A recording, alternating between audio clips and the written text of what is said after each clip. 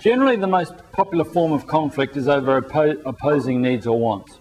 For example, there's one car, but we each want it on the same night. There's one phone in the house and we both need to make a call. We both decide to go to eat at a restaurant but want different foods. Well, these are kinds of opposing needs. What do we typically do and become involved in? Typically denial. There is no problem. We avoid it. We do all we can to avoid facing the problem. We withdraw. We gloss over it. That's what most managers do, by the way. Capitulation, we give in, we go through life without getting our needs met, and typically we build up resentment towards other people.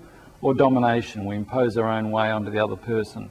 We come up with a solution that suits us, and inevitably this destroys our relationship with the other person. But most managers I see do number 2, avoidance. They just hope it'll go away. In fact, many managers have said to me, I just hope it goes away. I just hope the person leaves. Well, hope is not going to fix it. Nice try, but unfortunately it won't fix it. So instead of these kinds of actions, these are the particular steps that we need to undertake in order to reach compromise.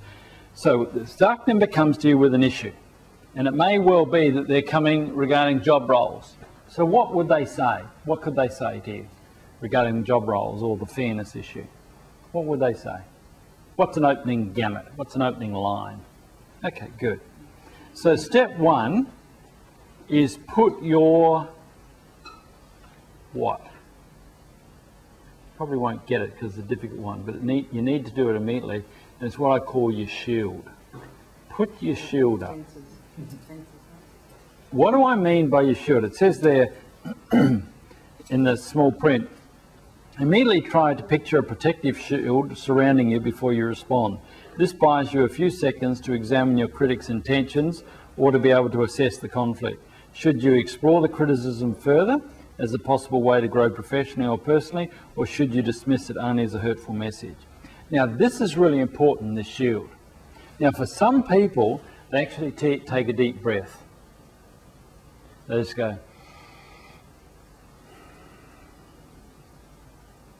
At the same time you do that, they typically say something in their head. Because what happens is you're actually connected.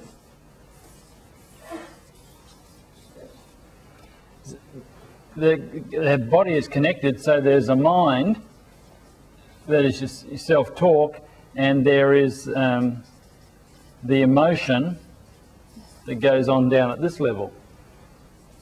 So you've got emotion happening there, and you've got the head going there. So with this one, you can quieten it down with breathing. Just a deep breath. One deep breath will start to pull this down, but you need to say something up here immediately in your head.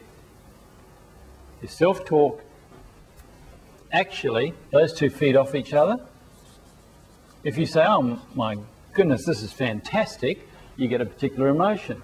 If you say, my goodness, I'm dead, you get another emotion.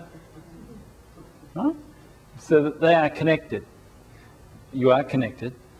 So you, as well as doing your deep breathing, which brings your emotion back down, because it's very, very difficult for your emotions to go high, sky high, if you actually slow your breathing. Because breathing is central to life. Surprise, surprise. It's central to life. So if you take a deep breath, it just momentarily stops your body from racing off. But it would be handy if you could actually say something in your head. Little things that I actually see myself, I actually distance myself in my head. I have a picture of myself stepping back from the situation. So instead of stepping into it, I have a picture of myself stepping back, and I go, okay, no big deal. This too shall pass. No big deal. It's okay. They're not after me, because whoever would be in this job, they'd be after. Just so happens I happen to be here. They're the sorts of things that I say in my head. But you need to get this part right. If you don't get step 1 right, you are then on the back foot, feeling anxious, uptight, my goodness, what they're after me, and you take it personally as a personal attack. They might be going for you personally.